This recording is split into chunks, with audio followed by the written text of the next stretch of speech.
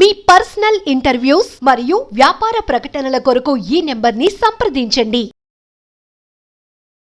నమస్తే, welcome to మనం TV. ప్రస్తుతం మనతో పాటు ఉన్నారు sun spiritual society founder Vikramaditya garu. సార్తో మాట్లాడదాం. హలో సార్, నమస్తే.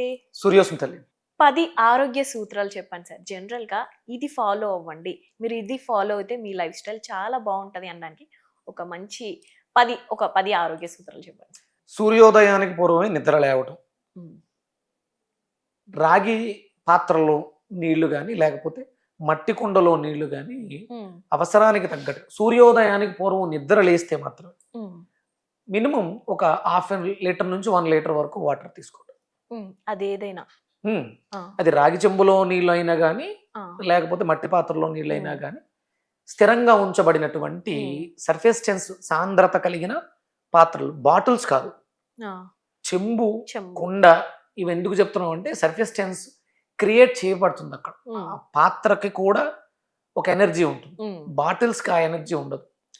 అందుకని రాగి చెంబులో కానీ కనీసం స్టీల్ చెంబులో నీళ్ళైనా, చెంబులో నీళ్ళని, కుండలో నీళ్ళని లేచిన వెంటనే ఒక ½ లీటర్ నుంచి 1 లీటర్ వరకు నీటిని తీసుకోవడం. సూర్యరశ్మి ప్రసరించే ప్రాంతాలలో సంచరించడం, చెప్పులు లేకుండా గడ్డి మీద కానీ బండల మీద, రాతి నేల మీద కానీ చెప్పులు లేకుండా నడవటం, అద్భుతమైనటువంటి ఆసనాలు, సూర్య నమస్కారాలు కానీ యోగా, మీకు తెలిసినటువంటి ఏదైనా యోగా ఆసనాలు మినిమం ఒక 20-25 నిమిషాల పాటు ఆసనాలు వేయటం. ఆసనాలు తర్వాత ప్రాణాయామము చేయటం. అంటే మనకి శ్వాస ఇడ పింగళ నాడులలో సంచారం చేస్తూ ఉంటుంది. శ్రద్ధ పెట్టి, అంటే శ్వాస మీద దృష్టి పెట్టంటే కనుబొమ్మలు 2 ముక్కు మీద పెట్టడం కాదు, గమనించాలి, తీసుకోవాలి. ఎంత తీసుకోవాలి? దీర్ఘంగా నీ ఊపిరితిత్తులకు సరిపడా గాలిని తీసుకోవాలి, బంధించాలి, పూరకం విడిచిపెట్టాలి. ఈ కుంభకం పూరకాలని శ్రద్ధగా లెక్క పెడుతూ, అంటే కౌంటు ఒక 6 సంఖ్యలు లెక్క పెట్టేంత లోపలికి ఇన్హేల్, 1 2 3 4 5 6 హోల్డ్, 3 కౌంట్, దాంట్లో సగం, అంటే 6 కౌంట్లు తీసుకున్నాం, 3 కౌంట్లు బంధించాం, 6 కౌంట్లు విడిచిపెట్టాలి పూర్తిగా, మళ్ళీ బంధించాలి, విడిచిపెట్టిన తర్వాత కూడా ఎంటీనెస్ను కూడా బంధించాలి, మళ్ళీ ఎటు నుంచి అయితే విడిచిపెట్టాం అటు నుంచి మళ్ళీ లోపలికి పూరకం చేయాలి, మళ్ళీ బంధించాలి, మళ్ళీ 6 కౌంట్ అయిపోయిన తర్వాత 3 కౌంట్ అయిపోయిన తర్వాత మళ్ళీ విడిచిపెట్టాలి. ఇది ప్రాణాయామం శ్రద్ధగా. ఇది అష్టాంగ యోగం, అంటే 10 సూత్రాలు కాదు, అష్ట అంగాలు.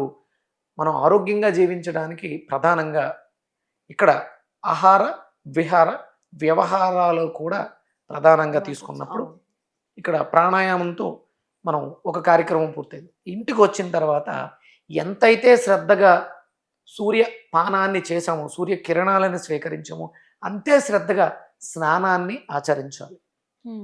మనం షవర్లు విడిచిపెట్టి లేకపోతే ట్యాపుల్లోంచి అప్పటికప్పుడు పట్టుకుని కాకుండా నీటిని నిల్వ ఉంచి, కదలిక లేని స్థితిలో ఉంచి, అంటే బకెట్లలో ఉంచి పక్కన పెట్టుకున్నటువంటి నీటితో స్థిమితంగా కూర్చొని చాలా నిదానంగా, వేడి నీళ్ళు అయితే ముందు కాళ్ళతో స్టార్ట్ చేయాలి, చన్నీళ్ళు అయితే ముందు తలతో స్నానం చేయాలి, తల మీద నుంచి ఒంటి మీద నుంచి శ్రద్ధగా. తర్వాత ఉతికి ఆరపెట్టినటువంటి వస్త్రంతో శరీరాన్ని ఒత్తిడి లేకుండా నెమ్మదిగా తుడుచుకోవాలి. ఇవన్నీ అనుదిన ధర్మాలలో ఒక భాగం. మనం బర్ర హార్డ్ సర్ఫేస్ టెన్స్ టవల్స్తో తొడవకూడదు. చాలా శ్రద్ధ. ఇది నాది, నేను ధరించాను దీన్ని, ఇది నేను కాదు, ఇది నాది, నేను దీన్ని ఉపయోగించుకుంటున్నాను, ఇది నాకు అద్భుతమైనటువంటి ఎన్నో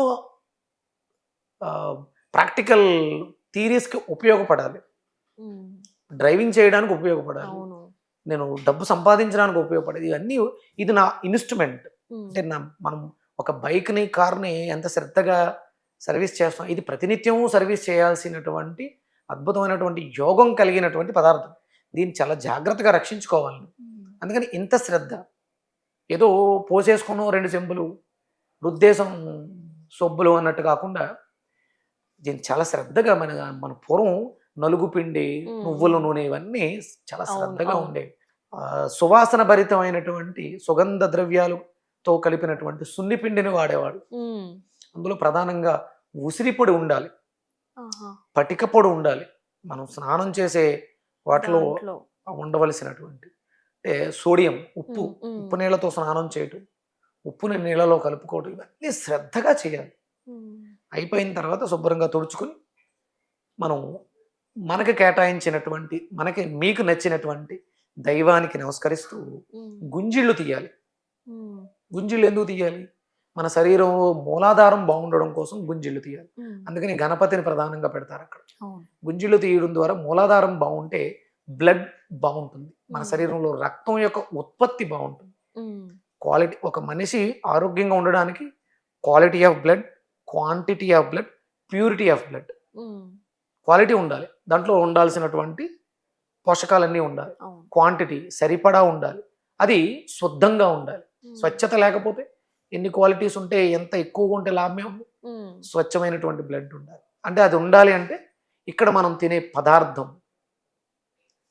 ఉదయం అయితే మనం ఉదయం భోజనం అల్పాహారం తీసుకున్నప్పుడు కింగ్ ఫుడ్లా ఉండాలి.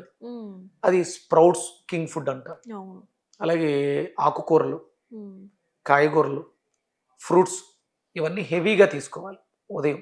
మధ్యాహ్నం ఆకుకూరలతో కలిపినటువంటి స్వచ్ఛమైనటువంటి తేలికగా జీర్ణమయ్యేటువంటి పప్పులు కావచ్చు, కూరలు కావచ్చు, ఏదైనా మంచి కూరలతో అద్భుతమైనటువంటి భోజనం. సాయంత్రం శుభ్రంగా మళ్ళీ ఉదయం ఏదైతే చేసామో అవన్నీ చేసుకుని మళ్ళీ స్నానం చేసి దంతధావనంతో సహా మళ్ళీ పడుదోముకోవాలి.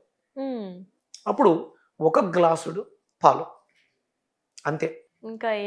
ఇంకేమి తినకూడదు. సూర్యాస్తమయం తర్వాత భుజించినది ఏదైనా సరే విషమే, ఆయుష్ని తగ్గించేదే. అప్పుడు అక్కడ కొంచెం హార్డ్ సర్ఫేస్ టర్న్స్, వేడిగా ఉండేటువంటి లిక్విడ్స్ ఏవైనా, అంటే అలవాటు పడిపోయి ఉన్నాం కాబట్టి జావలాగా తినకూడదు అన్నాం కదా, అందుకని తినకూడదు కాబట్టి ఏదైనా జావ, గోధుమ జావ కానీ, రాగి జావ కానీ, బార్లీ జావ కానీ వేడిగా ఉండాలి, మళ్ళీ చల్లగా ఉండకూడదు. ఫ్రిడ్జ్లోంచి తీసినవి అవి ఉండకూడదు.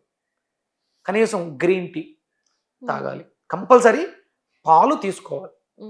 స్వచ్ఛమైనటువంటి దేశవాళీ ఆవు పాలు, హై కాస్మిక్ ఎనర్జీ ఉంటుంది. అట్లా పాలు తీసుకోవడం ద్వారా మంచి నిద్ర వస్తుంది. సౌకర్యంగా గాలి వెలుతురు బాగా వచ్చేటువంటి గదిలో విశ్రమించాలి.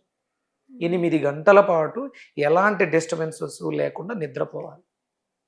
ఇది ఒక మనిషి పూర్తిగా ఆరోగ్యంగా ఉండడానికి అనుదిన ధర్మాలలో ఉదయం మొదలుపెట్టి సాయంత్రం ఒక్కటి ఫాలో అవుతారు సార్. ఇప్పుడు ఇది కుదరదు. కొన్ని సందర్భాలు నాకు కుదిరించుకుంటున్నాను, అవుతుందిగా, ఎందుకు అవ్వదు? ఇది ఇప్పుడు నేను మీకు చెప్పినవన్నీ కూడా నేను వెతుక్కోలా. అవును, నా లైఫ్ స్టైల్లో ఏదైతే ఉందో నేను దాన్ని మీకు ఎక్స్ప్రెస్ చేశాను.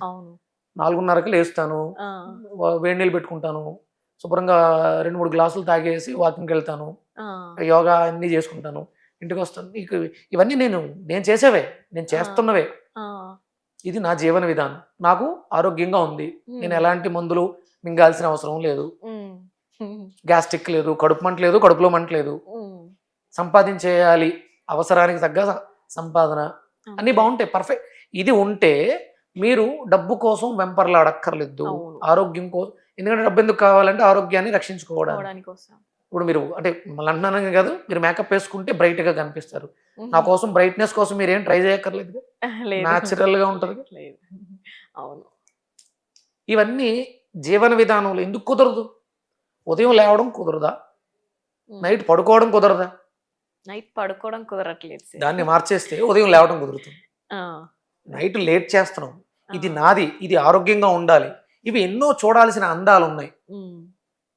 ఆ అందాలను చూసే కళ్ళతో ఆర్టిఫిషియల్ అందాలను చూస్తున్నాం, సెల్ ఫోన్స్లో టైం వేస్ట్ చేస్తాం. తద్వారా సమయం వృధా అవుతుంది.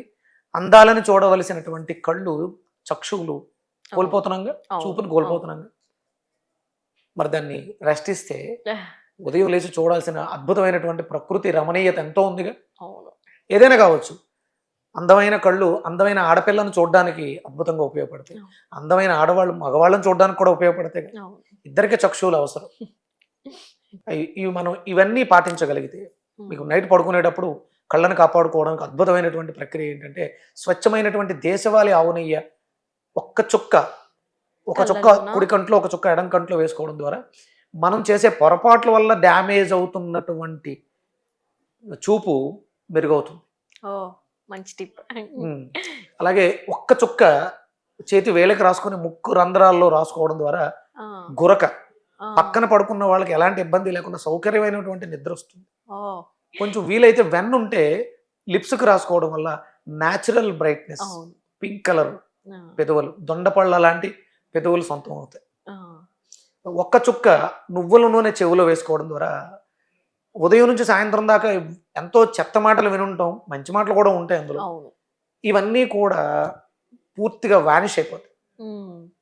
కంట్లో ఆవు నెయ్యి, ముక్కులో ఆవు నెయ్యి వేసుకుని పెదాలకి వీలైతే వెన్న రాసుకుని చెవుల్లో నువ్వుల నూనె వేసుకోవడం ద్వారా మనకి అంటే మన శరీరంలో ఉన్నటువంటి కొన్ని రంధ్రాలని శుభ్రం చేసుకోవడానికి అవకాశం ఏర్పడుతుంది. ఆరోగ్యమైనటువంటి జీవన విధానానికి ఎంతో దోహదం చేస్తాయి. చూడకూడనివి చూసిన ద్వారా వచ్చినటువంటి కళ్ళకున్న ఇబ్బంది నువ్వుల ఆవు నెయ్యి కంట్లో వేసుకోవడం ద్వారా పోతుంది. చూడకూడనివి వాసనలు, సువాసనలు, ఎన్నో మలినాలు, మాలిన్యాల నుంచి పీల్చి ద్వారా వచ్చినటువంటి ఊపిరితిత్తుల్లో పేరుకుపోయిన వ్యర్థాలని ముక్కలో వేసుకునేటువంటి ఆవు నెయ్యి ద్వారా పోతాయి. ఇక మనకి పెదాలకి మీరు వెనపూస రాసుకోవడం ద్వారా ఎన్నో అపభ్రంశ మాటలు మాట్లాడినటువంటి ఈ పెదాలకు అంటుకున్నటువంటి మాలిన్యం ఆవు వెన్నతో పోతుంది. లేదనుకుంటే మామూలుగా ఈ ఆవు నెయ్యిని రాసేసుకోవడం ద్వారా కూడా ఆ మాలిన్యం పోతుంది. చెవులో వేసుకునేటువంటి నూనె, నువ్వుల నూనె వల్ల అలక్ష్మి, వినకూడని మాటలు విన్నప్పుడు హరిరామ్ హరిరామ్ అంటుంటారు, కృష్ణ కృష్ణ అంటుంటారు. అంటే అవి వినకూడని విన్నాం, అవి వినేసాం కదా, ఆ నువ్వుల నూనె వేసుకుంటే అలక్ష్మి వెళ్ళిపోతుంది. అన్ని మంచి మాటలు, శుభవార్తలే వింటాం. మనకి ఒక మంత్రం ఉంటుంది, భద్రంకర్ణే శృణుయామ దేవాహ, అంటే నేను వినే మాట నాకు భద్రం చేకూర్చుగాక. భద్రంకర్ణే శృణుయామ దేవాహ, మంచి మాటలు వినేలా నా చెవులు నాకు యోగ్యాన్ని ప్రసాదిస్తాయి. మంచి మాటలు వినడం వల్ల అమ్మ నీకు ప్రమోషన్ వచ్చింది, నీ జీతం పెరిగింది, ఎంత ఆనందంగా ఉంటుంది. ఇలాంటివి మంచి మాటలు వినడానికి మన చెవులు రేపటికి సిద్ధం అవుతాయి. మంచిని చూడడానికి కళ్ళు సిద్ధం అవుతాయి. మంచి సువాసనలు ఆగ్రహించడానికి మనకు ముక్కు రంధ్రాలు రెడీ అవుతాయి. ఇవి అనుదినం మనం పాటించాల్సినటువంటి ఆరోగ్య సూత్రాలు. ఇవి పాటించదగినవి, నేను పాటిస్తున్నాను, ఎవరికి పాటించడం కాదు, ఇవన్నీ చేస్తే బాగుంటాం. అలవాటు చేసుకుంటే కనీసం ఇందులో కొన్ని మనం అలవాటు చేసుకోగలిగిన మిగతా కొన్నిటిని ఇవి ఆకర్షిస్తాయి. అవును అవును రైట్. లా ఆఫ్ అట్రాక్షన్ ఈ మధ్య బాగా ఎక్కువైంది. అవును, మీరు ఒక్కటి చేయగలిగితే మిగతాది ఒక్కోటి వచ్చేస్తాయి, జీవితంలోకి వచ్చేస్తాయి. అవును. ఆరోగ్యకరమైనటువంటి సంపదతో, కష్టార్జితంతో సుఖంగా సంతోషంగా జీవించడానికి ఇప్పుడు మరి 10 వచ్చినాయో 15 వచ్చినాయో తెలియదు, ఈ సూత్రాలు ఉపయోగపడతాయి. Right sir, thank you.